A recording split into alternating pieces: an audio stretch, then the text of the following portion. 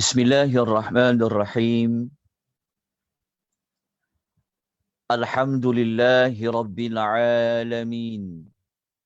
Wassalatu wassalamu ala ashrafil anbiya'i wal mursalin wa ala alihi wa sahbihi ajma'in. Ashhadu an la ilaha illallah wa ashhadu anna Muhammadan abduhu wa rasuluhu. Allahumma salli ala Muhammad wa ala ali Muhammad kama sallaita ala Ibrahim wa ala ali Ibrahim wa barik ala Muhammad wa ala ali Muhammad kama barakta ala Ibrahim fil alamin innaka Hamidun Majid. Amma ba'd.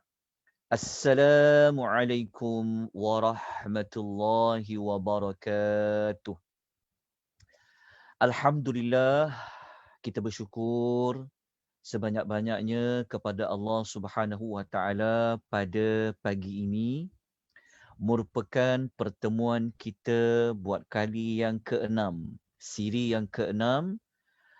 Kita membicarakan tentang ayat-ayat Allah, kita membicarakan tentang suratul Al-Kahfi.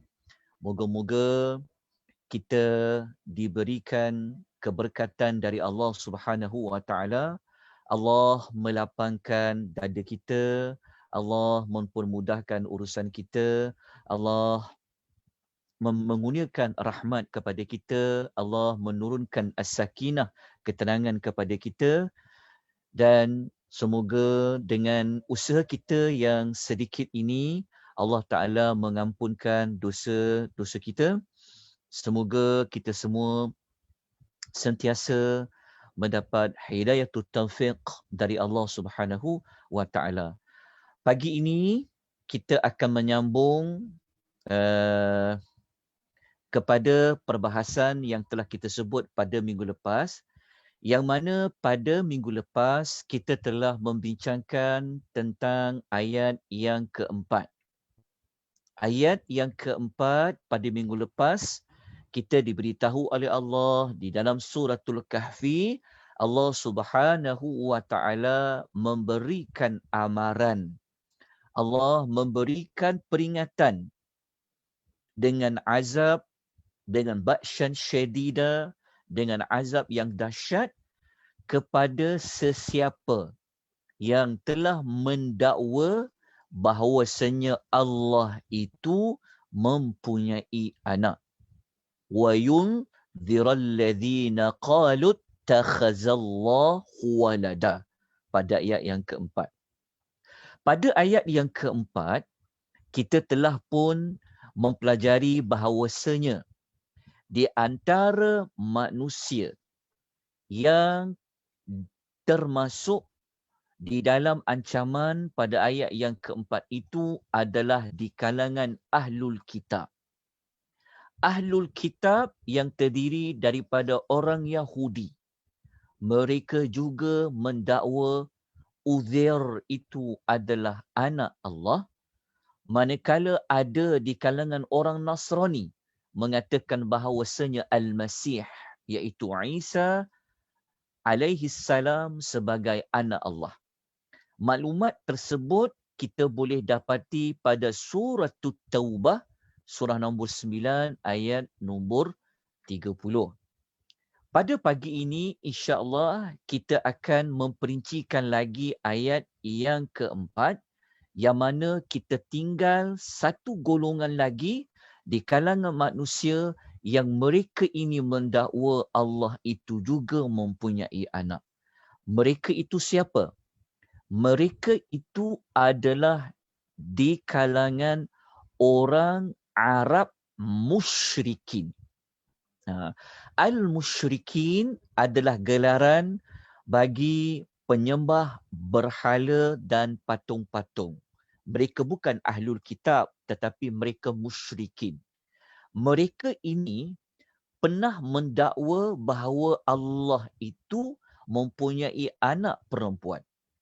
Siapakah anak perempuan Allah seperti yang didakwa? Kita rujuk dalam Suratul Nahli ayat nombor 57 seperti yang dipaparkan di skrin Zoom tuan-tuan dan puan-puan. Jadi kalau kita tengok pada nota, kita akan jumpai Allah menyebutkan a'udzubillahi minasyaitonirrajim.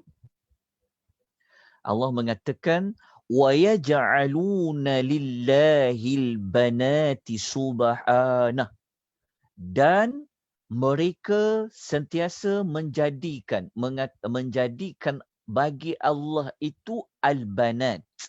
Al-banat ni maksudnya anak-anak perempuan. Sebab itu perkataan binti. Binti tu anak perempuan lah. So al-banat adalah anak perempuan. Mereka di sini merujuk kepada orang Arab musyrikin. Mereka mengatakan Allah Ta'ala tu dia ada anak perempuan. Allah Ta'ala menolak, Allah Subhanahu Wa Ta'ala menafikan sejauh-jauh dakwaan tersebut. Allah menggunakan perkataan tasbih, iaitu subhanah, maha suci dia. Maksudnya maha suci Allah daripada apa yang mereka telah sifatkan kepada Allah. Allah tu ada anak perempuan. Lepas tu Allah mengatakan walahum ma yashtahun. Sedangkan mereka tu pula memperuntukkan apa yang mereka suka. Apa yang mereka suka di sini, orang Arab musyrikin ni kalau kita belajar sejarah, mereka sangat tidak suka anak perempuan. Kita tahu bahawa mereka ini sangat bersedih. Mereka kalau tahu isteri mereka dapat anak perempuan, mereka sangat tidak suka. Sampaikan ada yang nak membunuh anak perempuan. Tidak seperti anak lelaki. Jadi, mereka ini mengiktiraf anak lelaki. Tetapi mereka mengatakan Allah ada anak perempuan. Faham tak maksud ayat ni? Sedangkan mereka sendiri memperuntukkan apa yang mereka suka. Maksudnya, mereka ni kata Allah tu ada anak perempuan. Mereka tak nak nisbahkan mereka ada anak perempuan. Mereka kata anak perempuan tu ada pada Allah. Anak lelaki ada pada mereka. Di situ maklumat dia. Okey, kita lanjutkan lagi pada ayat berikutnya. Sebab ayat An-Nahli ni, Suratul Nahli ayat 57 ni, kita tak diberitahu tentang anak perempuan Allah tu siapa. Di kalangan siapa? Kalau orang Yahudi, mereka kata anak lelaki Allah tu Uzair. Kalau orang Nasrani mengatakan Al-Masih itu adalah anak lelaki Allah.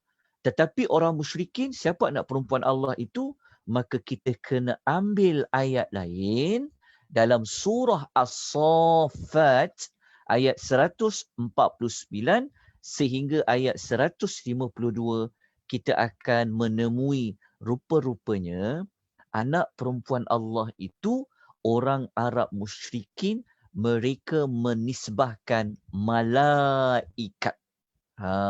Malaikat itulah sebenarnya adalah anak perempuan Allah. Ayat ini Allah memberitahu kepada kita dalam surah As-Saffat, fastaftihim Ali rabbikal banatu walahumul banun. Okey. Allah Ta'ala menempelak orang-orang Arab musyrikin dengan Allah Ta'ala memerintahkan kepada Nabi Muhammad. Allah Ta'ala kata, maka tanyakanlah kepada mereka tu. Tanya pada mereka, adakah patut bagi Tuhan engkau anak-anak perempuan dan bagi mereka anak-anak lelaki? Inilah jawapan kepada ayat 57 yang kita baca sebentar tadi. Orang Arab musyrikin, mereka memperakui mereka ada anak lelaki, mereka suka anak lelaki, mereka tak suka anak perempuan. Tetapi mereka menuduh Allah tu ada anak perempuan. Maka Allah Ta'ala menempelak mereka dengan Allah Ta'ala memerintahkan Nabi, cuba kamu berhujah dengan mereka. Tanya kepada mereka. Lepas tu ayat 150, Allah mengatakan, Am khalaqnal malaikata inatha wa hum syahidun. Lepas tu Allah Ta'ala minta Nabi bertanya kepada mereka. Macam mana mereka boleh tahu malaikat tu perempuan?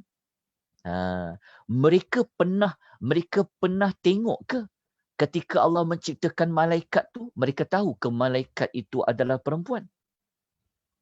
Orang Arab musyrikin menuduh dengan tuduhan yang sangat berat, Allah tu ada anak perempuan, iaitu malaikat. Di sini ada dua kesalahan lah. Pertama, menuduh Allah tu ada anak perempuan, ada anak perempuan. Yang kedua, mereka mengatakan malaikat itu perempuan. Lepas tu Allah mengatakan, ala innahum min ifkihim la yaqulun. Allah Ta'ala kata, ketahuilah bahawa sesungguhnya dengan sebab terpesongnya kebenaran, mereka mengatakan waladallahu wa innahum lakadzibun. Allah mempunyai anak, sesungguhnya mereka ini pendusta. Ini satu pendusta.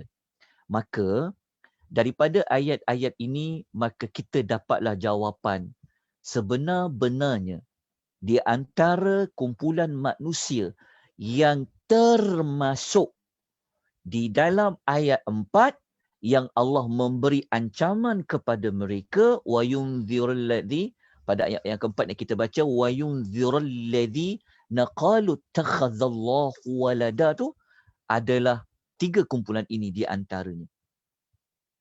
Maka mereka ini diancam dengan ba'san syadidam min ladunhu. Dan kita telah sebut pada minggu lepas bahawasanya perbuatan menisbahkan Allah itu mempunyai anak merupakan kekufuran yang paling besar, perbuatan syirik yang paling besar yang dilakukan oleh manusia terhadap Allah Subhanahu wa Ta'ala. Kita teruskan dengan ayat yang kelima. Okey. Ayat yang kelima memperincikan, boleh kata memperincikan, ayat kelima ni adalah ayat yang membantah kepada ayat 4. Okey, maksudnya begini.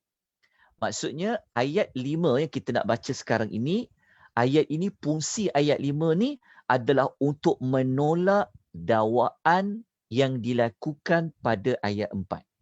Sebab itu kalau kita baca satu ayat, kita kena sentiasa menghubung kaitkan antara satu ayat kepada satu ayat. Maka ayat yang mempunyai perkaitan yang rapat, pertalian yang sangat dekat, mestilah ayat sebelum dan selepasnya. Itu memang tak boleh dinafikan. Sebab tu kalau siapa mendalami ilmu munasabah, ilmu hubungan di antara ayat dengan ayat contohnya, maka ayat dengan ayat yang paling dekat hubungannya, ayat sebelum dengan ayat selepas. Jadi ayat kelima ini mempunyai pertalian yang sangat dekat dengan ayat 4. Apakah pertalian dia? Maka ayat 5 ni menolak dakwaan pada ayat yang keempat. Itu cara kita nak faham ayat kepada sesuatu ayat. Ayat 5 ni, Kalau kita baca daripada permulaannya, a'udzubillahi minasyaitonirrajim, ma lahum bihi min ilmin wala liabaihim. Okey, saya letakkan ada titik-titik tu, maksudnya sampai pada ayat liabaihim, dia ada satu maklumat di situ. Maklumat kedua, kaburat kalimatan takhruju min afwahihim.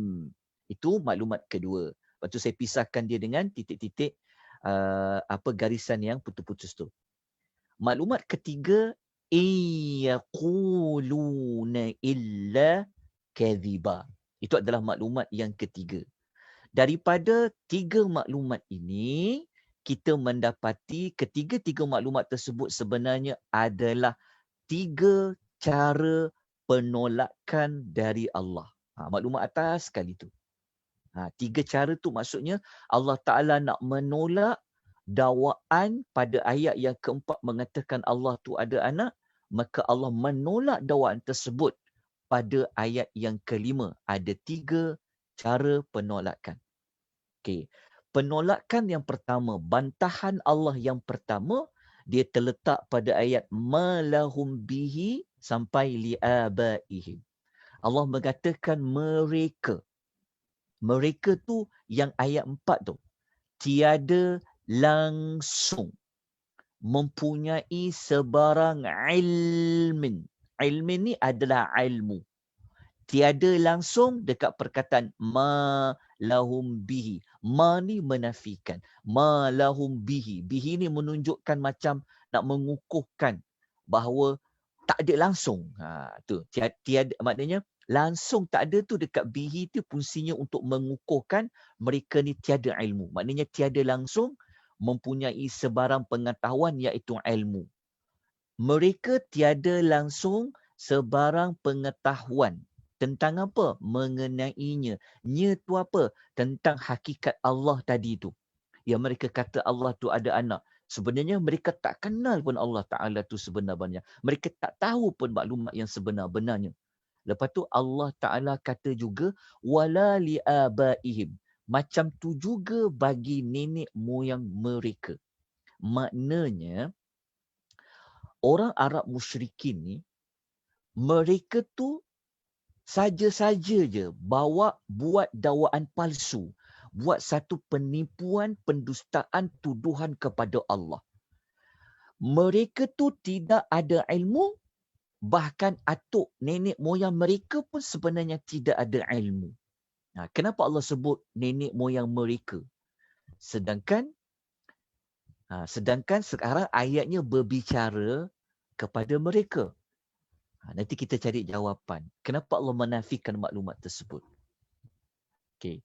Kemudian kita pergi kepada maklumat yang kedua.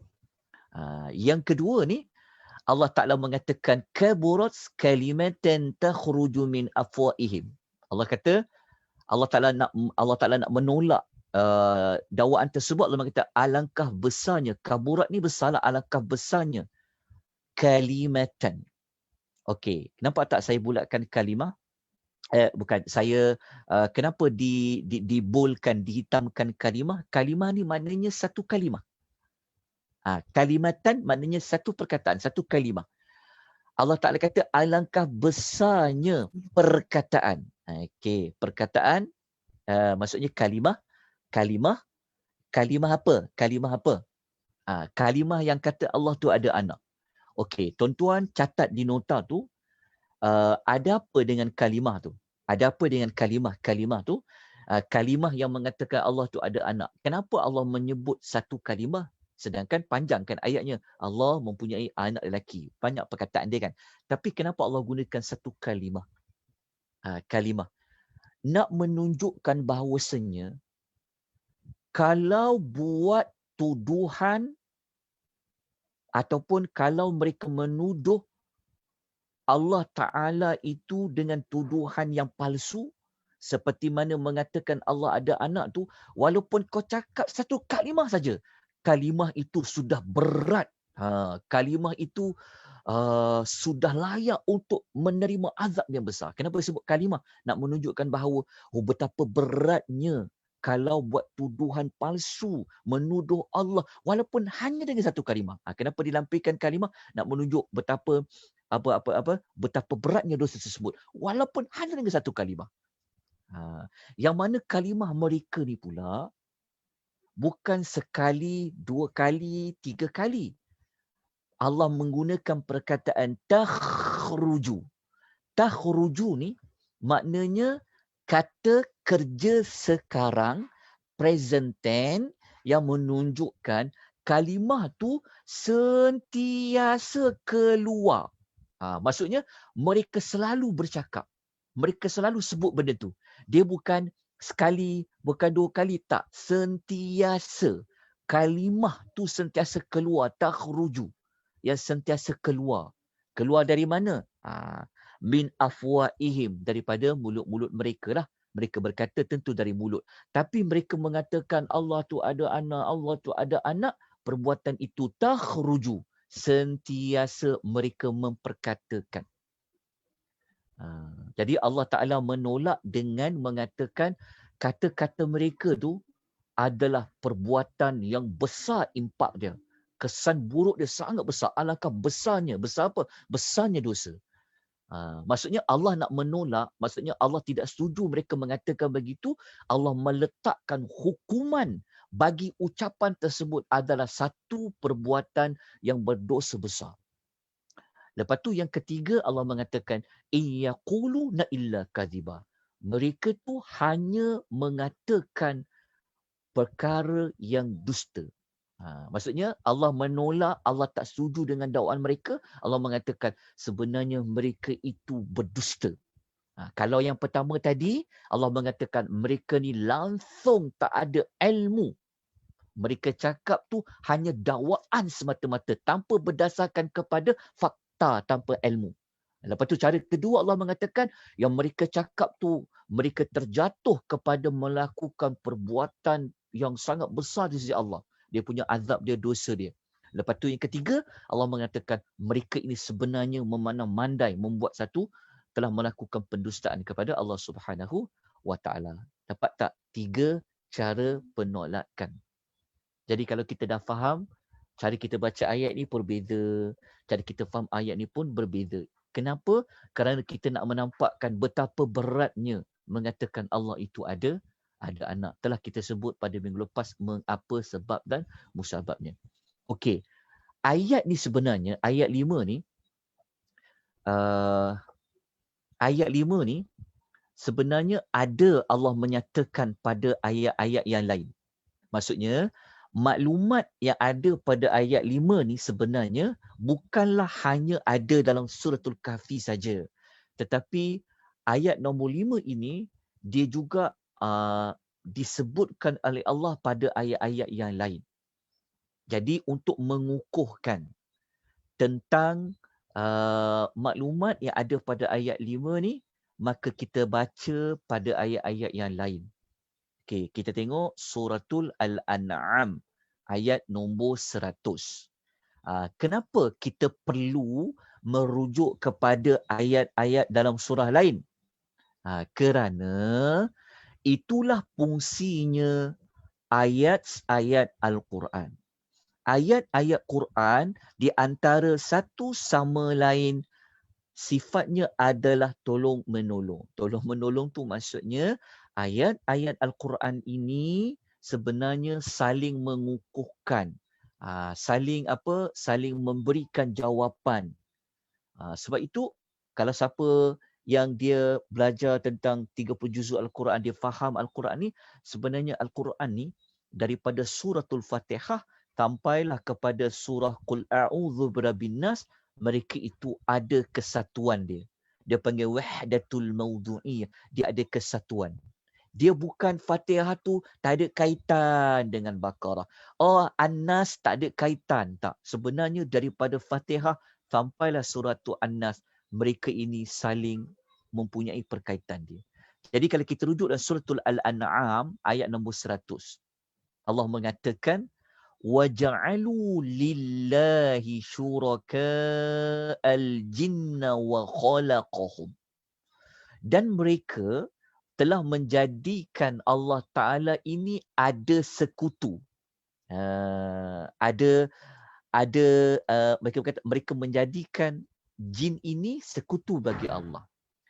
Padahal Allah yang ciptakan jin-jin itu. Ini cerita mereka mendakwa bahawa jin ini adalah pembantu Allah. Sedangkan Allah Ta'ala tidak perlu ada makhluk yang bantu dia kerana dia adalah Allah. Dia adalah Rabbul Alamin. Dia adalah Rabb bagi sekalian alam. Lepas tu Allah bagi tahu bahawasanya Allah Ta'ala yang ciptakan jin tu pula. Kenapa jin pula perlu bantu Allah sedangkan jin itu diciptakan oleh Allah? Lepas tu Allah mengatakan perkara lain tentang mereka, wa kharaqu lahu banina wa banatin bighairi ilmin. Dan mereka telah menuduh, telah membuat pendustaan terhadap Allah dengan mengada-ngadakan sesuatu yang mengatakan bagi Allah tu anak lelaki dan bagi Allah itu adalah anak perempuan. Allah memberitahu apa yang mereka nisbahkan Allah anak lelaki, anak perempuan tu, Allah Ta'ala kata apa? Bighairi ilmin. Tanpa berdasarkan sebarang pengetahuan. Sama macam ayat 5 tadi pada perkara yang pertama kan. Min ma lahum bihi min ilmin, sama macam dalam ayat ini bighairi ilmin. Maka Allah Ta'ala menolak dakwaan tersebut. Allah mensucikan dirinya daripada kata-kata tersebut. Allah menggunakan perkataan tasbih. Subhanahu wa ta'ala amma yusyrikun. Okay, kita lihat pada ayat lain. Okey. Pada ayat lain kita nak tengok, kita nak ulas, kita nak cari jawapan. Kenapa Allah sebut nenek moyang mereka? Nenek moyang mereka ni juga sebenarnya tak ada ilmu. Kenapa? Kenapa Allah membabitkan nenek moyang mereka? Li'abaihim. Aba ni bukanlah abah. Merujukkan nenek moyang mereka lah yang terdahulu. Okay, kenapa? Kerana ada jawapan dalam suratul Maidah ayat 104. Ayat 104 suratul Maidah, Allah bagi tahu kenapa nak babitkan nenek moyang mereka pada ayat 5. Allah mengatakan, wa idza qila lahum ta'alu ila ma anzalallahu wa ila ar-rusul. Apabila dikatakan kepada mereka, meh ikutlah apa yang telah diturunkan oleh Allah, iaitu Al-Quran, dan ikutlah apa yang disampaikan oleh Rasulnya. Mereka jawab apa? Mereka kata, qalu hasbuna ma wajadna alaihi aba'ana. Mereka jawab mudah je. Kenapa mereka tak nak ikut Al-Quran? Kenapa mereka tak nak ikut kata-kata Rasul? Mudah je jawapan dia. Cukuplah bagi kami apa yang kami dapati daripada nenek moyang kami. Inilah perangai orang-orang dulu. Nenek moyang kami dah buat macam tu, kami ikut je lah. Apa kami? Faham tak? Bukankah ucapan tu dilontarkan juga kadang-kadang pada orang zaman ini? Orang bagi tahu maklumat yang benar. Dia tahu maklumat itu betul. Kan? Tapi hujahnya, ni kan nenek moyang kita dah buat. Kau orang dulu buat macam ni? Samalah macam perangai orang-orang terdahulu yang Allah tegur. Mereka tak nak dengar cakap Rasul. Sebab Rasul tu cakap benda yang baru. Benda yang tak sama dengan mereka buat. Quran tu tak sama seperti apa yang mereka buat. Mereka kata apa? Cukuplah. Kami ikut apa yang nenek moyang kami lakukan. Apa yang nenek moyang kami kata, macam itulah kami kata. Lepas tu Allah mengatakan, awalau kana aba'uhum la ya'lamuna syai'an wa la yahtadun? Adakah mereka nak ikut juga nenek moyang mereka walaupun nenek moyang mereka tu tak tahu apa-apa, tak pula mendapat petunjuk? Maknanya yang mengatakan Allah tu ada anak juga sebenarnya adalah tradisi nenek moyang mereka. Tapi kenapa mereka ikut? Jelah. Itu kata mengikut membuta tuli. Jadi, jangan ada di kalangan kita ikut perangai orang-orang Arab musyrikin terdahulu. Tidak semestinya kita tidak tahu, itu bermakna tidak betul. Sebab alasan orang sekarang senang je. Orang dulu-dulu dah buat, takkan mereka salah, takkan mereka tak betul. Jadi hati-hati Jadi hati-hati dalam kita mengamalkan sesuatu amalan. Okey. Kita tengok dalam surah Az-Zukhruf, Allah memberitahu kenapa Allah membabitkan nenek moyang mereka. Sama macam tadilah, tapi ini pertambahan lagi maklumat dia. Maka Allah mengatakan, وَكَذَلِكَ مَا أَرْسَلْنَا مِنْ قَبْلِكَ فِي قَرْيَةٍ مِنْ نَذِيرٍ إِلَّا. Allah Ta'ala kata, demikianlah kami tidak mengutus sebelum engkau, wahai Muhammad, kepada sesebuah negeri. Okay?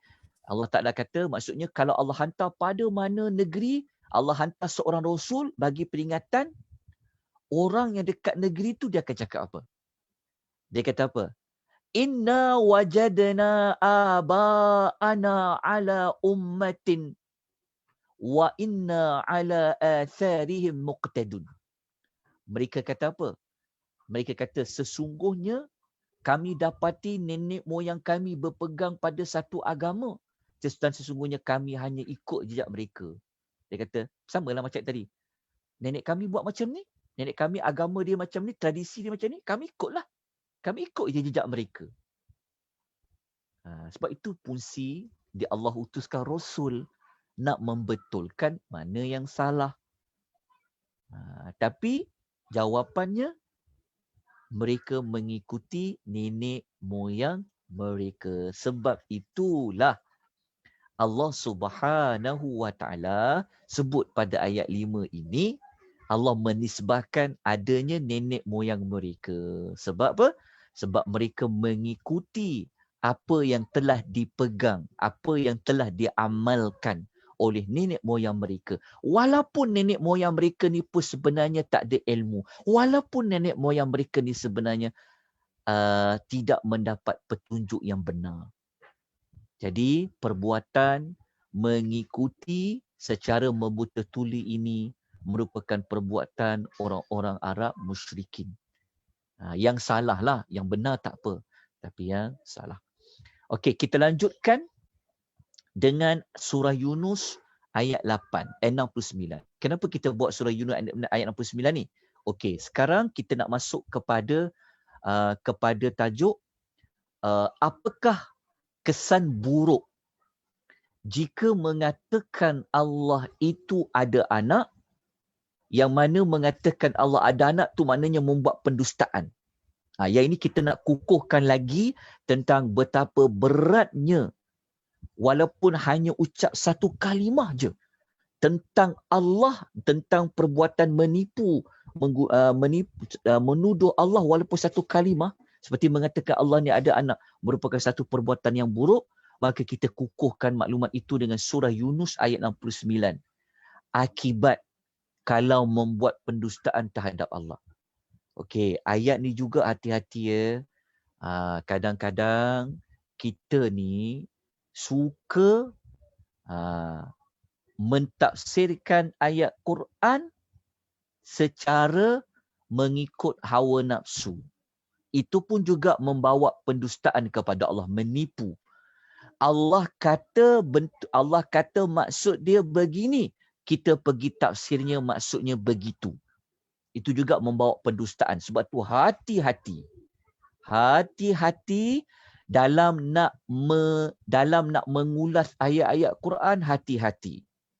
Kena betul-betul maklumat itu adalah benar. Kena baca kitab tafsir. Tanya kepada sesiapa yang boleh ditanya. Jangan cepat-cepat kita dengar terus kita nak sampaikan. Bahaya sebab takut kita salah faham. Itu pun juga termasuk dalam perbuatan boleh berdusta di atas nama Allah. Maka di antara pendustaan yang paling besar menuduh Allah itu mempunyai anak. Surah Yunus ayat nombor 69 Allah mengatakan qul innal ladzina yaftaruna 'alallahil kadzib la yuflihun. Katakanlah wahai Muhammad kepada mereka, sesungguhnya orang-orang yang mengada-adakan sesuatu yang dusta terhadap Allah, mereka ini tidak akan berjaya. La yuflihun. Mereka tidak akan berjaya sama sekali di dunia dan juga di hari akhirat. Okay, kita ambil satu lagi ayat dalam Suratul Nahli ayat 116. Allah mengatakan wala taqulu lima tasifu alsinatukumul kadhiba wa hadha halalun wa hadha haramun. Dan janganlah kamu berdusta mengikut apa yang dinyatakan oleh lidah kamu dengan berkata ini halal, ini haram, untuk mengada-adakan pendustaan terhadap Allah. Ini pun hati-hati. Kadang-kadang ada orang cepat-cepat nak mengatakan ni haram, ni halal. Sebab apa? Sebab bidang kuasa yang boleh menentukan ini adalah halal, ini adalah haram adalah Allah. Allah dia berhak untuk menentukan ini halal dan ini adalah ataupun itu haram. Tapi kalau ada orang mengatakan ini halal, ini haram, sedangkan Allah tak kata pun, maka ia telah membuat dusta terhadap Allah. Sebab yang layak, yang patut kata halal dan haram adalah Allah. Sesungguhnya kata Allah, innal ladzina yaftaruna 'alallahil kadhiba la yuflihun. Sesungguhnya orang yang berdusta terhadap Allah, dia tidak akan percaya. Okey. Jelas maksudnya, hati-hati ya. Kadang-kadang kita dapati kena hati-hati. Kalau nak cakap sesuatu tentang ayat Quran, nak komen sesuatu, nak ulas sesuatu, hati-hati. Hukum hakam Allah, hati-hati. Jangan cepat-cepat nak keluarkan hukum. Jangan. Kerana kita bimbang, Allah tidak kata, kita kata. Allah kata lain, kita maksudkan lain. Ya? Kita termasuk dalam ayat-ayat ini. Dan yang terakhir sekali, pada ayat surah Az-Zumar, ayat nombor 60. Yang tidak berjaya tadi, salah satu bentuknya apa? Dia akan dimasukkan ke dalam api neraka, yang mana muka mereka akan menjadi hitam legam. Allah mengatakan, وَيَوْمَ الْقِيَامَةِ تَرَى الَّذِينَ كَذَبُوا عَلَى اللَّهِ وُجُوهُهُمْ مُسْوَدَّةٌ. Pada hari kiamat engkau akan melihat wajah orang yang berdusta terhadap Allah menjadi hitam legam. Alaysa fi jahannam mathwal lil mutakabbirin? Bukankah neraka Jahannam tempat tinggal bagi orang yang takbur? Allah membuat pengikraran. Allah membuat pengakuan neraka Jahannam adalah tempat bagi orang yang sombong. Jadi cukuplah ayat-ayat lain yang kita iringi dengan ayat dalam suratul Kahfi untuk memberitahu kepada kita, memberi ingat kepada kita semua, hati-hati dalam kita memperkatakan perkara-perkara yang berkaitan dengan agama. Tambah-tambah lagi di dalam bab cerita tentang Allah, ayat-ayat Allah, hukum hakam Allah. Hati-hati. Okey, bukan sekadar kita nak ambil pengajaran tentang mereka mengatakan Allah tu ada anak. Saya tak kata macam tu, saya terselamat. Tapi kita terlupa bahawa perbuatan mengatakan Allah tu ada anak sebenarnya adalah perbuatan dusta. Jadi, apa saja yang termasuk dalam perbuatan berdusta terhadap Allah, maka ia termasuk jugalah di dalam peringatan dan amaran Allah Subhanahu wa ta'ala. Jadi daripada ulasan ni, saya yakin tuan-tuan dah tahu dah apa pengajaran yang boleh diambil. Apa tindakan yang boleh diambil. Okey, jelas. Ya, insya-Allah. Moga-moga dapat sesuatu maklumat bagi pada ayat yang ke-5. Okey, kita terus kepada ayat yang ke-6. Suratul Kahfi. Nota tuan-tuan dan perempuan sampai ayat yang ke-6 kan? InsyaAllah. Nanti saya akan bagi nota tambahan. Okey, ayat ke-6 ni, okey, seperti yang saya sebutkan tadi, apabila kita nak faham ayat yang sedang kita bincang, kita kena lihat ayat mana? Kita kena lihat ayat sebelumnya. Jadi, ayat yang ke-6 yang kita nak baca ni, dia mempunyai perkaitan, perhubungan dengan ayat sebelumnya. Yang ayat nombor 6 ini, perbicaraan. Ayat ni ditujukan kepada siapa? Ditujukan kepada Rasulullah sallallahu alaihi wasallam. Apakah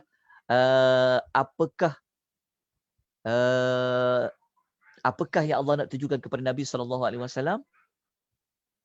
Okey, Allah mengatakan fala'allaka bakhi'un nafsaka ala atharihim illam yu'minu bihadzal hadithi asafa.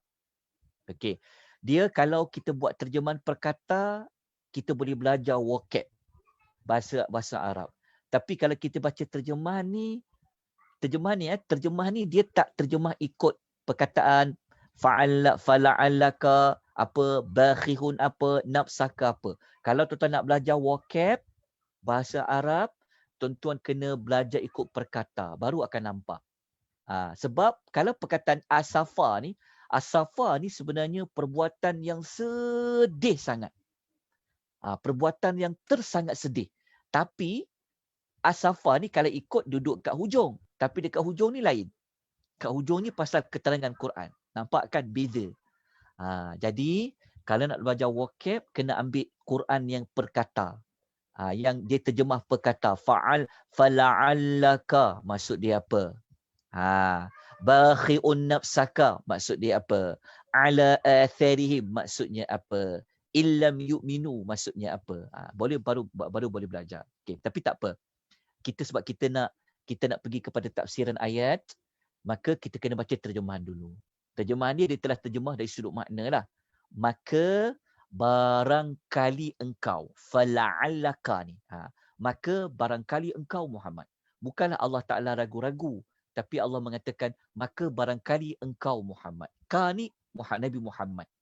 Okey. Bakhi'un nafsaka, akan membinasakan dirimu. Bakhi'un membinasakan dirimu. Sebab apa nak sampai nak membinasakan diri? Ala atharihim. Disebabkan atharihim ni maksudnya kesan-kesan. Kesan-kesan tu maksudnya apa? Perbuatan daripada orang-orang yang Nabi dakwah. Disebabkan kesan-kesan mereka, maksudnya perbuatan-perbuatan mereka. Maka Allah kata, barangkali engkau Muhammad akan membinasakan diri engkau disebabkan perbuatan-perbuatan mereka. Perbuatan apa?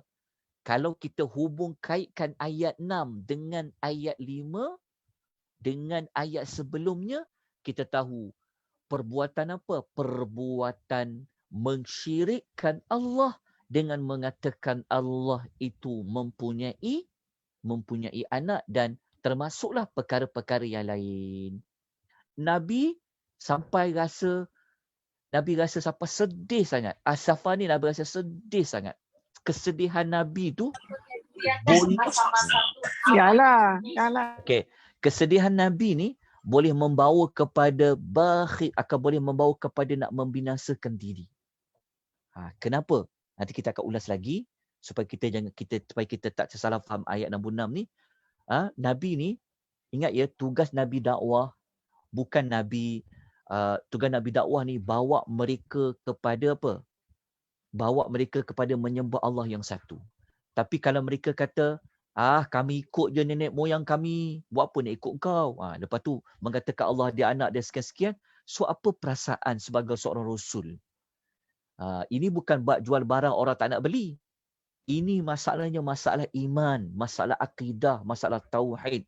Lepas tu macam-macam mereka buat kan. Mereka katakan, maka Nabi sedih sangat ni. Asafah ni sedih sangat. Yang kesedihan itu boleh memberi kesan kepada diri Nabi. Maka Allah Ta'ala mengatakan, kesan mereka apa? Illam yu'minu. Jika mereka itu tidak beriman lah. Kan? Tidak beriman. Tidak beriman kepada apa?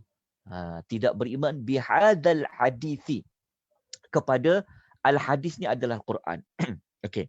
Saya minta tuan-tuan ambil perhatian kepada perkataan yu'minu. Kenapa saya merahkan perkataan yu'minu? Warna merah ni, nampak tak dekat atas tu kata kerja sekarang. Kata kerja sekarang present tense ni membawa makna sentiasa. Maknanya mereka yang Nabi dakwah ni sentiasa enggan untuk beriman. Beriman kepada apa? Hadis. Kepada hadis ni adalah Quran. Sifat Quran itu dia diucapkan. Hadza ini. Maknanya Quran tu dekat dengan diorang. Mereka selalu dengar. Tapi mereka apa? Lam yu'minu. Mereka sentiasa enggan beriman. Sedangkan kita belajar awal-awal suratul Kahfi, fungsi Quran ni untuk apa? Untuk memberikan peringatan, untuk memberi berita gembira, memberikan peringatan. Mereka enggan beriman dengan al-hadis, iaitu Al-Quran. Kenapa kita kata hadis tu keterangan? Okey, hadis ni adalah Quran lah. Dia adalah ucapan. Ni sifat lain bagi Quran, dia panggil al-hadis. Dia adalah keterangan ataupun ucapan. Okey. Kita baca, faham tak maksud ayat ni? Ayat ni Allah bagi tahu Nabi Muhammad ni sebenarnya dia sedih sangat. Sedih apa? Kerana mereka sentiasa enggan beriman kepada Al-Quran. Yang menyebabkan sedih tu boleh membawa kepada apa? Membinasakan diri. Diri Nabi SAW. So ayat ni juga sebenarnya ayat yang menenangkan Nabi. Pujuk Nabi tu supaya Nabi jangan kecewa. Jangan kecewa terhadap penolakan mereka enggan beriman kepada Quran tu. Kerana kekecewaan ni, kesedihan ni boleh membawa kepada kebinasaan diri.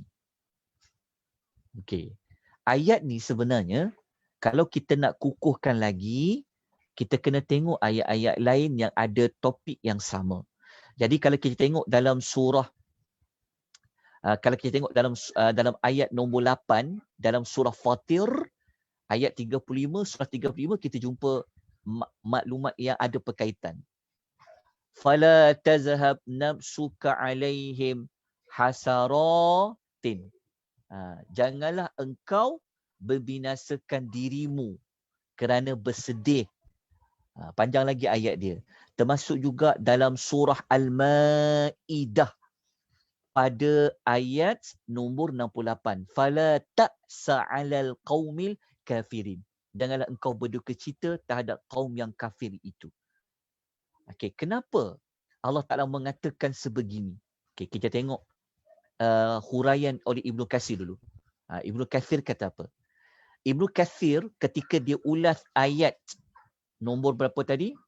Ayat nombor 6 tadi, Ibnu Katsir kata Allah Ta'ala berfirman seraya sambil dalam firman Allah ayat nombor 6 tadi tu, dalam ayat tu sebenarnya dia ada nada menghiburkan Rasulnya. Siapa dia? Nabi Muhammad sallallahu alaihi wasallam. Kenapa dihiburkan? Nabi sedih. Sedih kepada siapa? Kepada kaum musyrikin. Kenapa kaum musyrikin ni? Atas tindakan mereka meninggalkan iman. Tak nak terima iman. Iman tu sumbernya daripada Quran. Lepas tu jauhnya mereka daripada keimanan. Dalam erti kata lain, Ibnu Katsir kata, janganlah kamu kecewa terhadap mereka. Tetapi sampaikanlah risalah Allah kepada mereka. Maknanya Ibnu Katsir nak kata, tugas engkau Nabi Muhammad, sampaikan saja dakwah. Tugas kau sampaikan saja dakwah. Sesiapa yang dapat petunjuk tu untuk diri mereka sendiri. Sesiapa yang sesat, maka dia sendirilah yang sesatkan diri mereka sendiri. Dan janganlah engkau sampai kecewa tu membinasakan diri engkau kerana mereka tak nak terima dakwah engkau. Okey.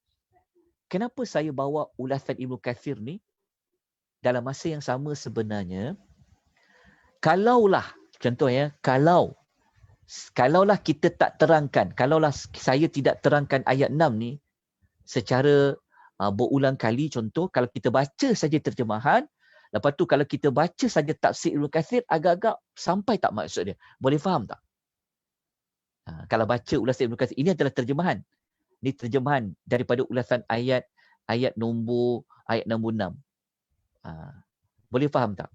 Maksudnya kalau kita hanya baca terjemahan, yang ni kenapa saya nak ulas perkara ni? Kerana saya nak kaitkan tadi berdusta terhadap Allah. Maksudnya begini, kadang-kadang ada orang minat nak baca Quran, orang minat tadabbur, orang minat baca tafsir.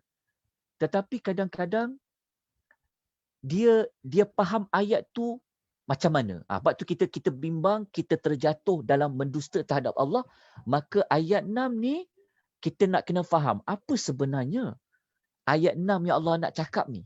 Oleh sebab itu, untuk menyelamatkan diri kita daripada kita salah faham ayat 6 ni, ataupun kita nak tulis dekat media sosial, nak sampaikan maklumat, hari ni saya baca ayat apa, marilah kita ambil pengajaran kan, takut kita tersalah, maka kena rujuk tafsir. Apa ayat ni maksudnya? Oleh itu, saya letakkan tafsir Ibnu Katsir dekat sini, nak menunjukkan kepada tuan-tuan dan puan-puan supaya kita tak tersalah faham maksud ayat ni, ataupun kita nak dapat ayat ni maksudnya bagaimana, maka bacalah kitab tafsir. Jadi kalau baca tafsir Ibnu Katsir ni agak-agak boleh faham tak? InsyaAllah boleh faham kan? Cuma dekat sini mungkin tak faham kot nanti. Sesiapa yang mendapat petunjuk ni. Maksudnya, dekat sini maksudnya Ibnu Katsir nak bagi tahu, tugas kau Muhammad, sampaikan jelah dakwah. Mereka terima ke, mereka tak terima ke, bukan tugas engkau. Kalau mereka terima dakwah yang engkau sampaikan, wahai Muhammad, itulah mereka beruntung. Mereka tak rugi. Itulah keuntungan untuk diri mereka sendiri. Tapi kalau mereka menolak, merekalah yang rugi. Okey. Jadi, janganlah kecewa. Okey, jelas saya? Faham tentang ayat nombor apa? Ayat nombor 6 ni. Lepas tu, kalau kita baca dalam tafsiran ayat ni, dalam tafsir Al-Munir, kita akan jumpa lagi perincian dia. Rupa-rupanya perkataan fala'allaka, maka barangkali ni, sebenarnya ia perkataan la'allaka tadi merupakan perintah larangan, merupakan larangan. Barangkali itu maksudnya Allah Ta'ala melarang Nabi daripada membinasakan diri. Okey, kenapa? Kenapa Nabi sampai nak membinasakan diri? Kenapa Nabi kecewa? Nabi ada perasaan kecewa tu. Ada. Yalah, manusia, Nabi ada hati dan perasaan. Sedih. Nabi sedih. Nabi sedih. Tapi sedih Nabi ni tak sama macam kita sedih. Sedih Nabi ni, sedih dia tentang iman tadi kenapa? Allah Ta'ala ada terang dekat surah Taubah. Nak tahu kenapa Nabi boleh bersedih sampai macam tu sedih dia? Ada Allah terang dalam surah Taubah. Ayat 128. Ni dua ayat yang terakhir.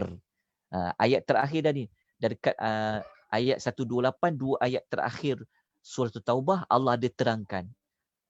Nak tahu Nabi ni dengan umat dia macam mana, ada 4 perkara dekat sini. Allah mengatakan yang pertama, laqad ja'akum rasulun min anfusikum. Okey. Allah Ta'ala mengatakan, yang pertama dekat mana? Yang pertama dekat ni. Dekat azizun alaihi ma anitum. Maka dekat nota tu gariskan, tuliskan. Azizun alaihi ma anitum.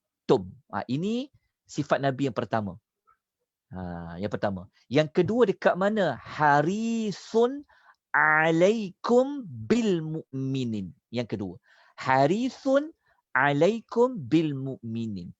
Yang ketiga, sifat Nabi ketiga, raufun. Dan sifat Nabi keempat adalah rahimun. Yang keempat. Jadi kalau siapa yang faham ayat nombor 128 At-Taubah ni, dia akan tahu patutlah Nabi Allah Ta'ala hiburkan dia. Allah Ta'ala kata dekat dia, jangan membinasakan diri dia. As-Saffat tadi sedih sangat. Rupa-rupanya Nabi ni memiliki sifat apa? Allah kata, laqad ja'akum rasulun min anfusikum. Sesungguhnya telah datang kepada engkau seorang rasul daripada kaumnya sendiri. Beruntung orang Arab ni. Kerana Nabi itu daripada orang kampung dia sendiri. Orang yang boleh bertutur dalam bahasa Arab sendiri. Beruntung mereka. Beruntung lagi apa? Allah Ta'ala kata, Nabi ni azizun alaihi ma anitum. Berat terasa olehnya penderitaanmu. Nabi ni dia punya sayang dekat umat dia. Kalau umat dia susah, dia rasa lebih susah. Nabi ni dia tak suka umat dia susah. Kalau kita ada ku kisah lah, tak pihang lah. Kan? Kita tak peduli pun orang di kanan dan di kiri kita. Bukanlah semua ada manusia macam tu. Tapi Nabi tak. Nabi ni dia tak nak umat dia susah. Sebab dia tak nak umat dia susah, terasa berat olehnya penderitaanmu. Sebab itu tuan-tuan, sebab itu keistimewaan umat Nabi Muhammad ni, dia punya ibadat syariat dia banyak yang senang. Senang, banyak. Sebab tu ibadat syariat dalam umat Nabi Muhammad ni banyak senang. Kalau orang dulu tuan-tuan kalau dia kotor baju, kalau kita belajar Ahlul Kitab dulu, kan, mereka kena buang baju tu. Kena gunting baju tu buang. Kalau kita basuh je, jirus je, itu di antara contoh lah. Banyak lagi. Lepas tu yang kedua Allah kata, Nabi ni apa? Harisun alaikum bil mu'minin. Sangat inginkan. Inilah kaitan dia juga. Nabi sangat inginkan. Sangat ingin tu maksudnya apa? Nabi nak orang ni masuk Islam. Nabi nak orang ni masuk syurga. Nabi nak. Nabi teringin, Nabi nak. Tapi kalau dia pun tak nak, dia pun tolak. Nabi rasa, yalah, sedih sangat. Kan? Lepas tu Nabi kata, Nabi dengan orang Islam ni bagaimana? Ra'ufun, sangat belas kasihan. Rahimun, sangat penyayang kepada orang-orang yang beriman. Inilah jawapannya untuk mengukuhkan lagi ayat nombor 6 tadi. Kenapa sampai nak membinasakan diri? Ingat ya, hidayah ni besar dia punya fungsi dia. Tapi kalau mereka menolak hidayah, yang hidayah itu ada pada Quran, maka kalau tolak tu rugi sangat. Bukan rugi sikit-sikit, sampai rugi di hari akhirat. So Nabi rasa berat sangat. Terlalu berat. Menyebabkan Allah Ta'ala menghiburkan Nabi dalam masa Allah melarang Nabi, menghiburkan Nabi tentang apa yang dilakukan oleh umat-umat dia. Kan? Sebelum kita masuk pada ayat yang baru, kalau ikutkan macam dah habis kan? Dan nota tak ada kan? Okey, kita tengok. Sebelum saya terlupa, okey. Cuba lihat pada ayat 6 tu semula, perkataan al-hadis. Okey. Dekat dalam nota tu, kalau kita tengok dalam kotak kuning tu kan ucapan. Al-hadis ni sebenarnya dia merujuk kepada Quran. Tetapi kenapa Quran itu dia dikaitkan dengan al-hadis? Al-hadis ni sebenarnya maksudnya adalah ucapan. Maksudnya benda yang selalu diperkatakan. Hadis tu. Okey. Kenapa? Kenapa Allah nak kata Quran ini digunakan al-hadis? Kalau contoh, kalau kita kata perkataan Quran, dia boleh dikaitkan Quran ini dengan membaca. Quran, qara'a, membaca. Tapi kalau Allah kata dia ada al-hadis, ucapan, maknanya Allah nak bagi tahu kepada kita, Quran ni sifat dia adalah kita kena selalu ucap. Ucap tu maksudnya kita nak bersembang pasal ayat Quran, selalu diperkatakan, dia jadi ucapan, dia jadi bual bicara, dia jadi buah mulut orang. Itulah al-hadis. Lepas tu dipanggil, Allah Ta'ala menggunakan ucapan. Nak mengatakan bahawa Quran ni sebenarnya kita perlu cakap. Kita perlu diperkatakan. Okey, ayat Quran Allah kata macam ni, Allah kata macam ni tahu dalam Quran. Dia benda yang diucap-ucapkan, dibincang-bincangkan, disembang-sembangkan adalah Al-Quran. Sebab tu dalam banyak perkara kalau kita nak sembang banyak, nak cakap banyak tentang isu apa? Pasal Quran. Pasal Quran. Sebab apa? Sebab Quran ini adalah al-hadis. Dia adalah yang diucapkan. Jadi kita kena pindahkan maklumat, pindahkan maklumat, pindahkan maklumat. Kerana Quran ini dia memang satu yang diucapkan dari mulut ke mulut, dari mulut ke mulut, dari mulut ke mulut. Itulah yang ada pada sifatnya Al-Quranul Karim. Baik. Habis untuk ayat yang ke-6, tapi saya nak pergi kepada ayat nombor 7 dan ayat nombor 8. Baik. Sebelum kita lanjutkan, di antara pengajaran ayat yang dapat, kan kita dapat belajar apa pada ayat nombor 5 dan ayat nombor 6 tu. Kita dapat belajar dekat situ banyak pengajaran dia. Pengajaran dia apa antaranya? Apa pengajaran yang boleh kita ambil, tindakan yang kita boleh ambil. Oh, ada yang tanya nota. Okey, nota saya dah letakkan link Google Drive dekat permulaan chat. Nanti kena tengok chat daripada mula ya. Jangan baca kat bawah. Kena tengok yang di mula-mula dekat atas tu. Saya telah letakkan nota Suratul Kahfi boleh didapati di link berikut. Saya menjawab kepada soalan yang bertanya tadi. Okey, tolong. Okey, dapatkan di sana. Cuma nota yang berikutnya cari dekat sana. InsyaAllah ada. Nanti insyaAllah akan ada. Saya akan masukkan nota yang terbaru. Sebab nota ni saya bagi yang lepas-lepas. Okey. Okey. Jadi pengajaran apa tindakan kita dapat ambil daripada ayat nombor 5 dan 6 sebelum kita pergi ayat berikutnya, apa yang dapat kita belajar? Boleh tak tuan-tuan seorang atau dua orang memberikan cadangan apa yang patut kita lakukan setelah kita faham ayat nombor 5 dan ayat nombor 6 tadi? Ada sesiapa yang boleh memberikan pandangan? Okey, tak apa. Saya sebutlah sikit sebanyak. Okey, di antara yang dapat kita belajar daripada ayat nombor 5, kita belajar pada ayat nombor 6, antara perkara yang besar adalah itulah, maksudnya kita perlu mempunyai ilmu khususnya mengenai Allah Subhanahu wa taala. Dalam Islam ini ilmu itu sangat penting. Okey, ilmu itu sangat penting khususnya dalam perkara agama. Berikutnya, kita semua tidak boleh memperkatakan sesuatu tentang Allah hanya berdasarkan sangkaan semata-mata, berdasarkan kepada hawa nafsu semata-mata. Jangan. Okey, yang berikutnya apa dapat kita belajar? Okey, memperkatakan sesuatu yang salah, yang dusta terhadap Allah merupakan dosa yang sangat besar. Dapat di situ. Kemudian apa lagi yang kita dapat belajar lagi? Okey, tugas pendakwah adalah menyampaikan sahaja. Okey, tugas kita hanya menyampaikan sahaja. Menolak, menerima ataupun menolak apa yang kita sampaikan, itu bukan kerja kita. Kerja kita hanya menyampaikan sahaja. Okay.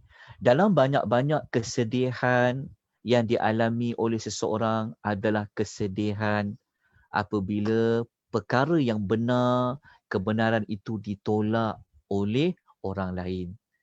Kalau orang menolak cadangan kita, tak apa.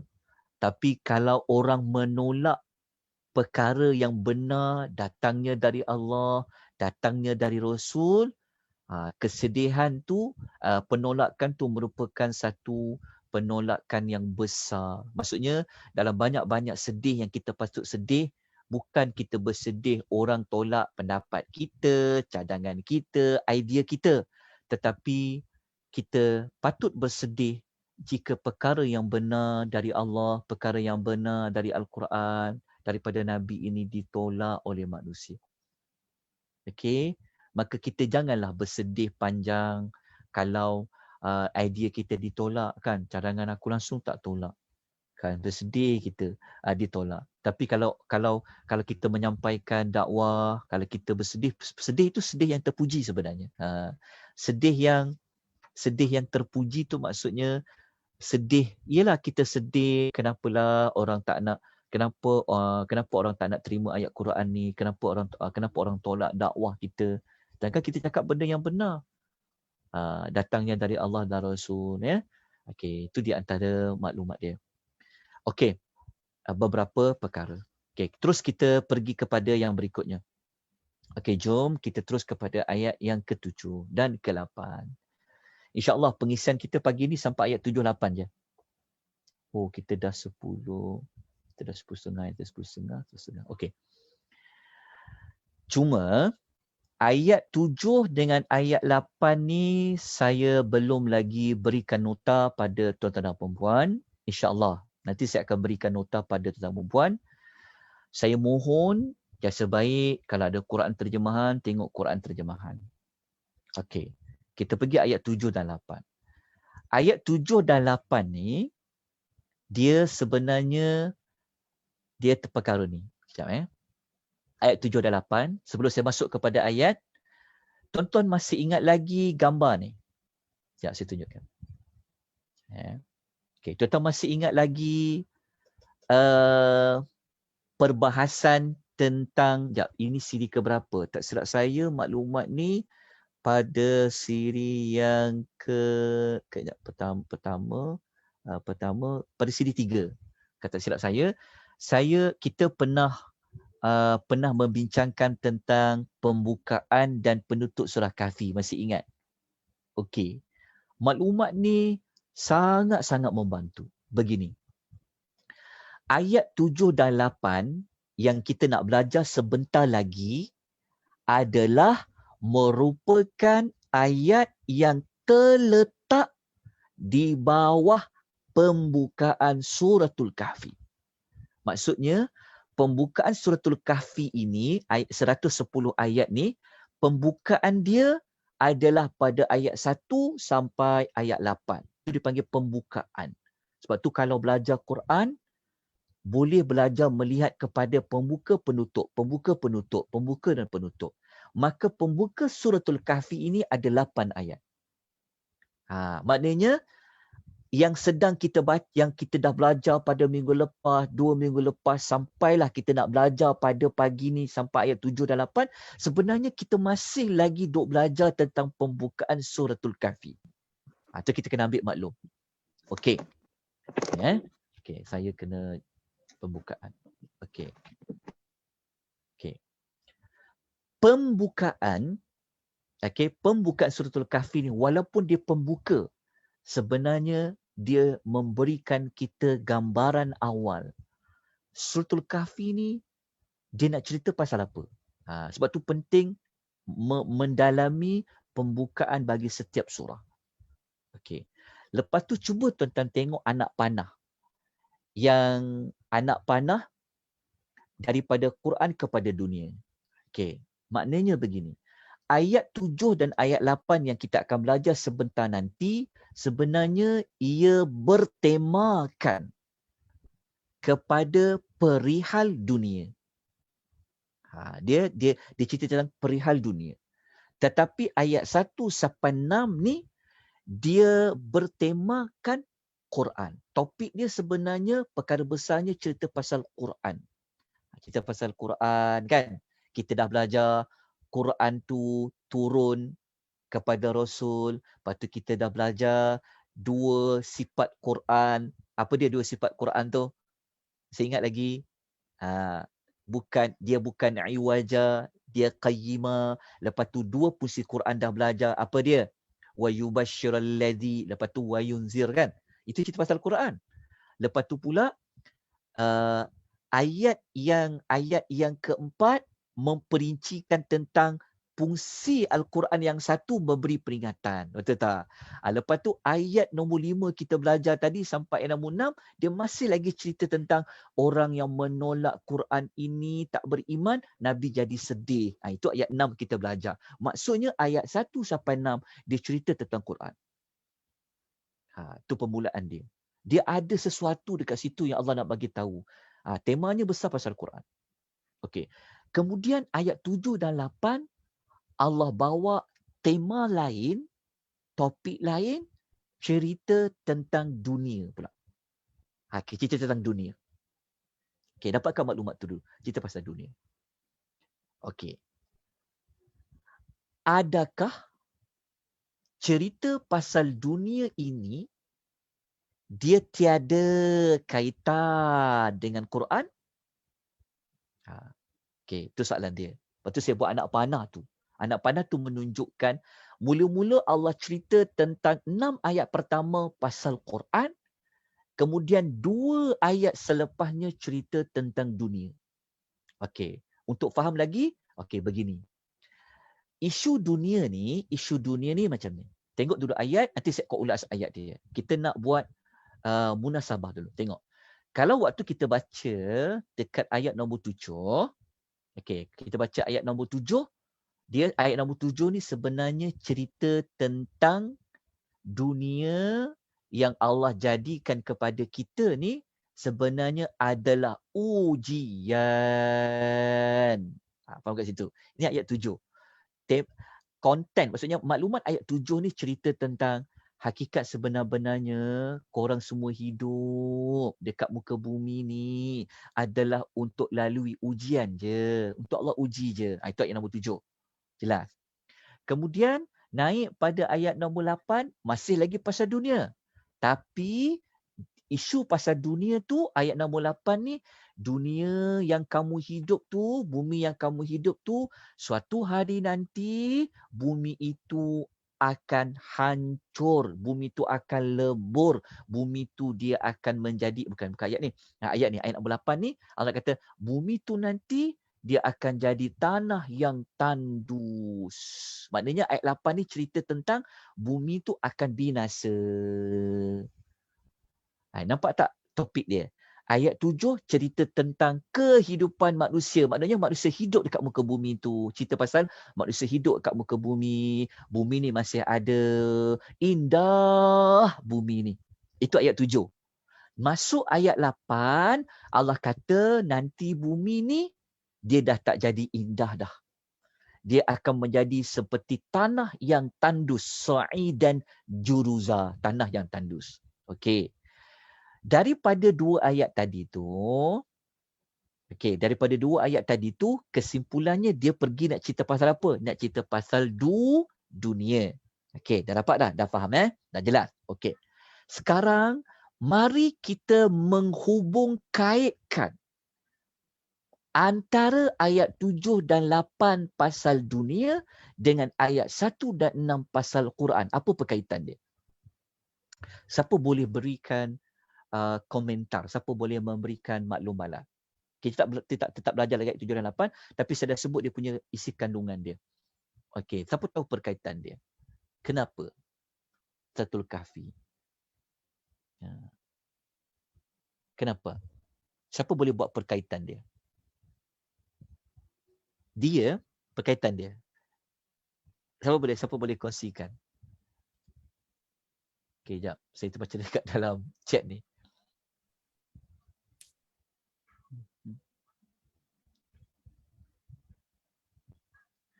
Okey, tak ada. Tak ada siapa bagi jawapan? Ustaz.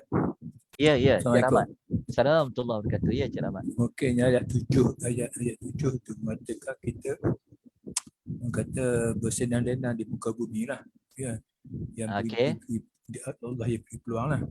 Okey. Dan jika kita tidak mengamati dengan apa yang telah Allah bagi, jadi dengan ayat 8 Allah akan musnahkan yang dunia lah. Itu kalau kita tidak menghayati apa yang telah Allah berikan.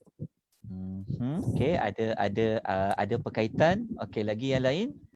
Yang lain ada tak? Allah nak beri gambaran kehidupan bakal kita lalui di dunia dan kemudian. Betul? Okey, betul. Kehidupan bakal kita lalui di dunia dan akhirat. Perkaitan dia dengan Quran. Okey. Dia okey, saya tengok ada tak lagi yang bagi maklumat sebelum saya memberikan gambaran. Semua di bumi diceritakan dalam Quran. Betul, tapi ada lagi perkaitan dia. Okey, perkaitan dia. Cuba Betul. boleh Ustaz? Boleh. Okey, kalau macam Al-Quran kan sifat dia tu kan kekal. Dia sama. Tak kira waktu bila sekalipun. Tapi dunia ni dia sementara. So berlandaskan Quran kita hidup di dunia. Okey, berlandaskan Quran, kita hidup dekat dunia. Maksudnya, ulas lagi ayat tu, berlandaskan Quran. Maksudnya kehidupan kita di dunia kan sementara. Yang Quran tu dia berkekalan. Maknanya dia sama walaupun zaman sekalipun. Okey, dah dekat dah tu. Okey. So maknanya cara kita nak hidup dekat dunia ni yang sementara ni adalah dengan apa yang Quran cakap, apa yang isi Quran tu, apa yang Allah bagi tahu dalam Quran. Okey. Terima kasih pada Puan Mazia. Mas. Okey, pada Puan Mas. Okey. Itulah di antara perkaitan jawapan semua tadi tu, memang. Kenapa Allah sebut Quran, lepas tu Allah sebut dunia? Nak menunjukkan pada kita bahawasanya, macam Puan Mas kongsi tadi pada hujung ayat tu, kita nak hidup dekat dunia ni, kan? Kita nanti hidup kat dunia ni untuk tempuh ujian. Tapi nak lalui ujian tu, kan, kalau kita nak jawab ujian, kita mesti baca dulu, betul tak? Kita jawab ujian, kita kena baca, kena tahu maklumat sebab nanti kita diuji. Maknanya Allah nak mengkaitkan bahawasanya dunia yang kita nak lalui ini sebagai ujian. Kejap saya kena padam ni, ada orang conteng dekat sini ni. Okey. Maksudnya Allah Ta'ala nak bagi tahu kepada kita bahawasanya untuk lalui dunia yang penuh dengan ujian ni, panduannya, rujukannya adalah Al-Quran. Al-Quran tu dia memang kekal, dunia memang akan binasa, betul. Tetapi kita nak pergi kepada alam yang kekal loh. Semasa hidup dekat dunia, kita nak kena buat bekalan. Nanti nak pergi hidup yang kekal. Tapi nak bawa bekal apa? Macam mana bekal tu? Maka nak tahu bekal apa? Maka ia dijelaskan di dalam Al-Quran. Maknanya Al-Quran itu digunakan untuk kita lalu dunia ni. Dunia ni hanya sementara. Dunia ni tempat ujian. Tapi siapa nak berjaya dalam ujian? Maka rujukannya adalah Al-Quran. Itulah pada ayat yang 1 dan 6. Nampak tak perkaitan dia? Okey. Kalau pula orang tanya, kenapa Allah tak sebut hidup dekat dunia dulu baru sebut Quran? Betul tak? Kalau kita ikut normal proses, patutnya manusia hidup dulu dekat dunia. Maknanya ceritalah pasal dunia dulu sebagai ujian, lepas tu baru cerita pasal Quran. Kalau Quran jadi panduan kan. Tapi kenapa Allah sebut Quran dulu baru sebut dunia? Teknik ni dia sama macam surah Rahman. Kalau kita belajar surah Rahman kan, Allah sebut cipta manusia dulu ke baru Allah sebut Quran? Ke Allah sebut Quran dulu baru Allah sebut mencipta manusia? Kalau kita baca surah Rahman. Surah Rahman, ingat tak surah Rahman? Ar-Rahman. Lepas tu Allamal Quran. Lepas tu Khalaqal Insan. Kan? Jadi, kalau kita baca surah Rahman, contoh, dia sama macam teknik ayat ni juga. Okey. Maknanya, kalau kita baca surah Rahman, Allah Ta'ala kata apa?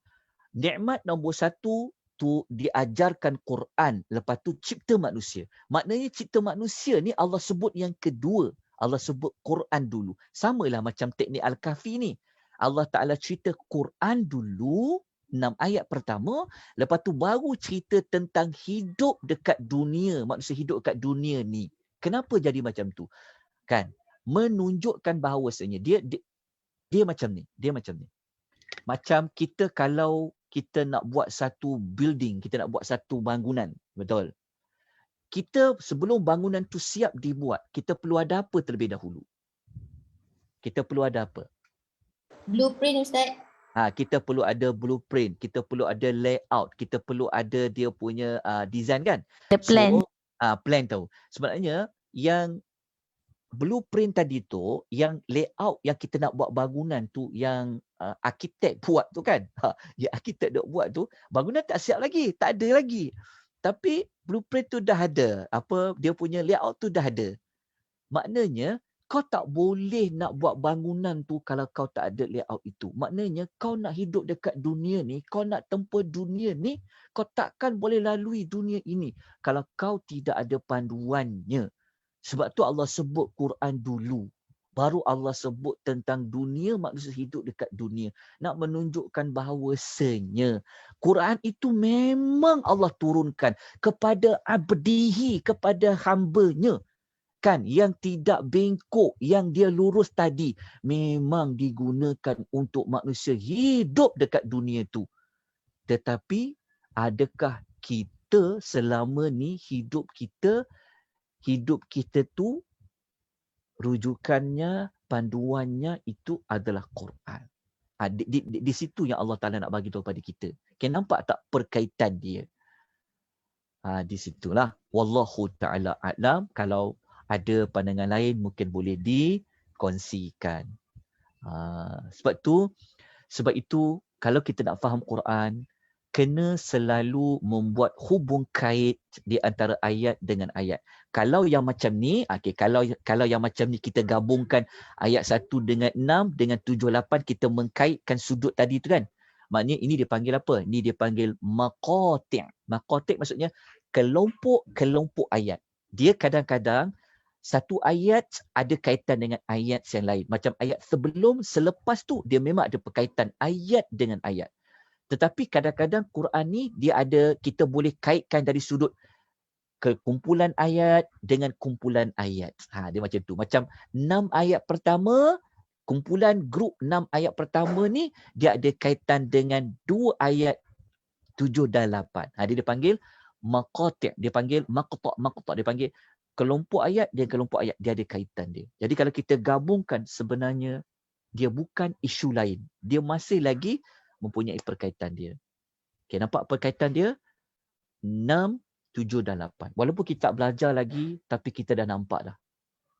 Rupanya suratul Kahfi ni, selama ni yang kita duk baca tiap-tiap malam Jumaat, pagi Jumaat, sebenarnya nak cari apa? Apa sebenarnya kita baca? Kita duk ingat, duk baca ni untuk elak pada Dajjal. Betul lah, itu kelebihan dia. Tetapi takkan baca je untuk dapat lindung pada Dajjal. Tapi kalau yang dibaca itu tidak diamalkan, tidak dijadikan panduan, kita bimbang, kita baca, Tuhan kata buat A, kita buat B. Kita bimbang, kita baca, Tuhan kata buat B, kita pergi buat A. Sebab apa? Sebab kita baca aja. Macam mana Quran tu boleh lindung kita daripada Dajjal? Jelas tak? Faham tak maksudnya? Jadi dekat sini, kita dah dapat sudut betul. Kenapa kita kena faham Quran? Maksudnya kita baca Al-Kahfi ni sebenarnya kita nak dapatkan lagi maklumat tentang sebenarnya pasal Quran. Sebenarnya isunya besarnya adalah pasal Al-Quran. Okey, selesai? Jelas ya? Okey, jadi perlu lagi ke kita teruskan kepada ayat 7 dan 8 ni? Sebab waktu pun dah nak masuk hujung dah. Jazakallah. Alright. Okey. Dah faham ayat 7 dan 8 perkaitan dia. Okey, jadi saya mungkin kita tak masuklah kod ayat 7 dan 8, lagipun nota tak ada kan, sian kat tuan-tuan perempuan nota tak ada. Okey, sebenarnya tak susah pun, ayat 7 dan 8 ni sangat senang, tapi waktu pun dah masuk kepada penghujung, jadi saya tak ulaslah kod ayat 7 dan 8 ni. Tapi saya dah sebut sedikit sebanyak maklumat ayat 7 dengan ayat nombor 8. Okey. Okey ya. Jadi kejap ya. Okey. Okey. Jadi nanti balik insya-Allah pada minggu depan kita akan masuk ayat nombor 7 dengan ayat nombor 8. Lepas tu kita terus masuk kepada kisah Ashabul Al-Kahfi. InsyaAllah nanti kita masuk kisah Ashabul Kahfi untuk pembukaan suratul kahfi. Ayat tentang Ashabul Al-Kahfi. Kita mantapkan dulu pembukaan surah Al-Kahfi sebelum kita masuk kepada kisah Ashabul Kahfi. Saya bimbang ada setengah-setengah, mungkin ada di kalangan kita yang dia terus nak pergi kepada suratul Kahfi, dia terus nak pergi cerita Ashabul Kahfi. Tapi dia terlupa untuk dia kukuhkan dulu 8 ayat yang menjadi pembukaan kepada suratul Kahfi. Ashabul Kahfi itu sebenarnya adalah contoh manusia yang melalui ujian hidup. Sebab tu 4 kisah tu semua sesi ujian. Sebenarnya besarnya kita dah tahu dah, hidup ni sebenarnya adalah untuk ujian, untuk diuji oleh Allah. Contoh manusia yang pernah lalui ujian tersebut dan dia telah berjaya. Siapa dia? 7 pemuda gua. Jelas tak? Ada orang diuji dengan kekayaan tapi dia gagal. Kisah 2, kisah seorang yang ada 2 kebun anggur. Nampak tak perkaitan dia? Betapa pentingnya memahami pembukaan suratul Kahfi. Macam mana Ashabul Kahfi tu? Contohnya kalau kita jadi Ashabul Kahfi, kita nanti akan diuji dengan keimanan. Macam mana kita nak kuatkan keimanan kita? Sumbernya Quran. Macam tu. Okey. Jelas ya? InsyaAllah nanti kita akan lanjutkan. Pada kelak akan datang, ayat 7, ayat 8. Lepas tu baru kita masuk kepada kisah Ashabul Kahfi. Okey, saya buka 1 atau 2 soalan sebelum kita tangguhkan. Ada pertanyaan? Ada mana-mana pertanyaan? Tak ada pertanyaan. Saya tengok dekat ni sekejap ya, dekat FB ada tak? Masya Allah. Terima kasih pada rakan-rakan di FB yang suka menulis semula apa yang kita telah kongsikan. Jazakumullahu khairan katsira. Suara saya terputus-putus ke? Okey. Assalamualaikum Ustaz. Assalamualaikum warahmatullahi wabarakatuh. Ya. Ustaz tanya sikit, just tanya je lah. Jadi ni kan macam tadi hubung kait Quran dengan dunia, kan Quran tu panduan untuk kehidupan kita kat dunia. Jadi dengan apa situasi yang kita lalui sekarang, sebenarnya semuanya ada dalam Quran, betul? Iya. So kita kena cuma gali je lah, cari apa sebenarnya. Ya. Sebab itu awal-awal kita baca dalam Al-Baqarah, Allah Ta'ala bagi tahu apa? Hudan lil muttaqin, petunjuk bagi orang yang bertakwa. Maksudnya kalau kita ni hidup dekat muka bumi ni adalah untuk jadi orang yang bertakwa. Maka petunjuk dia apa? Panduan dia apa? Adalah Al-Quran. Jadi Al-Quran itulah telah memberikan kita panduannya. Memang tugas dia maklumat dia pada Quran lah. Dia Quran ni dia umpama manual lah, macam kita kan. Nak buat apa sesuatu kita akan baca manual kan. Kita akan rujuk macam mana nak pasang barang ni, ada manual dia, betul tak? Macam mana nak macam itulah dia sebenarnya. Al-Quran tu dia memang bawa kita untuk ke akhirat lah. Nak hidup dekat dunia ni, apa yang kena buat, apa yang tak boleh buat, Quran cerita. Tetapi bukanlah bermakna semua maklumat itu ada dalam Quran. Quran ni dia hanya memaparkan perkara-perkara yang dasar. Maka kalau nak tahu perincian, kena merujuk kepada hadis-hadis Nabi sallallahu alaihi wasallam. Quran kata kena solat. Tuhan kata Allah Taala kata Allah kata innas salata kanat 'alal mu'minina kitaban mawquta. Contoh, Quran kata sesungguhnya solat ni telah diwajibkan untuk dilakukan. Contoh kan. Tapi kita tak tahu solat apa. berapa solat, macam mana nak kena solat, kena rujuk hadis. Quran hanya cakap solat telah diwajibkan kamu kena buat. Tapi solat apa, bagaimana nak buat, itu kita kena rujuk dalam hadis Nabi sallallahu alaihi wasallam. Contoh Tuhan kata, Allah kata kalau nak hidup kat muka bumi ni, jangan ambil riba. Allah kata wa halallahu al-bai'a wa harrama riba. Allah kata dihalalkan kamu berjual beli, diharamkan riba. Tapi kita tak tahu riba tu macam mana, berapa jenis riba. Maka kena rujuk hadis Nabi sallallahu alaihi wasallam. Nampak tak Quran tu dia bagi panduan dekat mana? Contohnya contohnya Quran kata apa? Okey, Quran kata tunaikanlah zakat. Kan? Tapi kalau kita baca dekat Quran tu tak banyak maklumat cerita pasal zakat, kan? So zakat tu macam mana nak keluar, berapa nak keluar? Maka kita kena rujuk dalam hadis Nabi sallallahu alaihi wasallam. Ya, betul Ustaz. Okay. Saya pun baru nak cakap Ustaz, walaupun kita mengatakan Quran itu adalah seolah manual of our life, tetapi dia perlu juga dengan hadis-hadis. Dan tanpa bimbingan ustaz-ustaz, kita tak pandai juga atau Ustaz nak cari sendiri connection of from the Quran and the hadis. So kita perlukan ustaz-ustaz untuk membimbing kita which hadis. Betul tak Ustaz? Kalau kita belajar sudah memang boleh Ustaz, mesti ada bimbingan juga daripada tenaga-tenaga pengajar, ya Ustaz? To get the correct hadis. And then hadis pun Ustaz, tak semua pula hadis tu yang sahih kan? Hadis maudhu ke, hadis lah macam tu lah. Jadi memang perlu bimbingan juga daripada ustaz-ustaz semua lah. Itu saja Ustaz, terima kasih. Okay, sama-sama atas ulasan Kak Mazidah kan. Okay. Ya Ustaz, ya. Okay. Ada apa-apa lagi komentar sebelum kita tamatkan, sebelum kita tangguhkan pengisian kita? InsyaAllah kita akan bertemu pada minggu hadapan. Jam yang sama. InsyaAllah pada ayat 7. Assalamualaikum Ustaz. Assalamualaikum warahmatullahi wabarakatuh. Ya Cik Zainal. Ya, saya nak tanya sikit lah Ustaz. Macam kadang-kadang ni kita ada kitab-kitab yang kita baca. Contohnya macam Fi Zilalil Quran.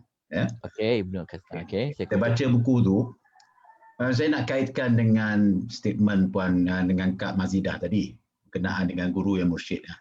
Macam ustaz ni lah contohnya, kan? So kadang-kadang bila kita baca Fi Zilalil Quran tu, adakah dia, kalau kita tidak ada guru pada waktu itu, kita baca buku tu, kadang-kadang saya terfikir juga bila dalam Fi Zilalil Quran ni kan dia ada setiap surah tu ada dia punya pencerahan. Tu setiap ayat. Adakah itu dikuatiri kalau kita tidak ada guru pada waktu itu akan menjuruskan kita kepada surah Yunus tadi tu, iaitu tafsiran sendiri yang membahayakan tu. Okey. Dia kalau kita ada rujukan macam tafsir Fi Zilalil Quran tu pun boleh juga kita jadikan manfaat. Tafsir Fi Zilalil Quran dia merupakan di antara tafsir yang bentuknya adalah bentuknya dia macam ni. Dia dalam bidang tafsir dia ada metod jenis tafsir. Ada tafsir yang dia berpandukan kepada ayat Quran, berpandukan pada hadis, dia berpandukan kepada pendapat-pendapat tabi'in, itu dia panggil tafsir bil ma'thur, macam Ibnu Katsir contoh. Tapi yang Syed Qutb ni dia lebih birra'yi, secara pandangan daripada penulis itu, daripada Syed Qutb. Tetapi Syed Qutb ni kalau kita baca tafsir dia pun sebenarnya boleh kita jadikan juga sebagai rujukan. Syed Qutb ni juga dia besar, dia punya manfaat dia pada tafsiran ayat. Boleh baca. Okey, boleh. Syed Qutb juga dia diiktiraf dalam rujukan dalam banyak-banyak pentafsiran kitab-kitab tafsir. Cuma kadang-kadang ayat dia berat sikitlah. Ya Ustaz. Ayat dia berat untuk kita faham. Jadi cara dia baca banyak kali. Tapi kalau kita tak faham juga, kita tanya Ustaz lah kan. Boleh. Kalau kita tak faham juga, maybe kita boleh rujuk dalam tafsir-tafsir lain. Ya, insya-Allah. Hatta kan saya sendiri pun kalau baca satu tafsir ni saya tak jelas ayat tu. Sebab ulama-ulama yang klasik, ulama-ulama yang dulu ni kadang-kadang cara dia terang, dia tak terang dari sudut yang tersurat. Yang tersirat dia tak terang. Ya, Tapi betul. tapi ada yang ulama yang datang kemudian contemporary, dia bawa contoh yang terkini. Contohnya betul. macam Tafsir Al-Azhar boleh juga guna. Ya. Tafsir Al-Azhar boleh manfaat, Buya Hamka boleh manfaat, Tafsir Misbah boleh guna. Tafsir Fizilal tu dia dah ada terjemahan dah. Kan Melayu kan. Betul. Okey. Boleh manfaat insya-Allah Encik Zainal. Terima kasih Ustaz. Sama. Okey, ada soalan lain? Okey, tak ada. Saya minta maaf banyak-banyak jika ada kekurangan, kelemahan sepanjang saya menyampaikan ilmu Allah Subhanahu Wa Taala ini. Kalau saya ada tersalah maklumat, tolong betulkan ya. Kerana kita manusia tak lari daripada kesalahan dan kesilapan. Okey, tambah-tambah lagi dalam menyampaikan ayat-ayat Allah. Takut tersalah. Okey, jadi kalau siapa-siapa di kalangan yang mengetahui akan kesalahan, tolong maklumkan. Boleh PM saya sendiri, boleh telefon dan sebagainya untuk saya membuat pembetulan. Aku qouli hadza wa astaghfirullahal azim wa billahi taufiq hidayah. Wassalamualaikum warahmatullahi wabarakatuh. Wal 'asri. Terima kasih Ustaz. Assalamualaikum. Assalamualaikum. Terima kasih Ustaz. Salam. Terima kasih Ustaz. Assalamualaikum. Salam.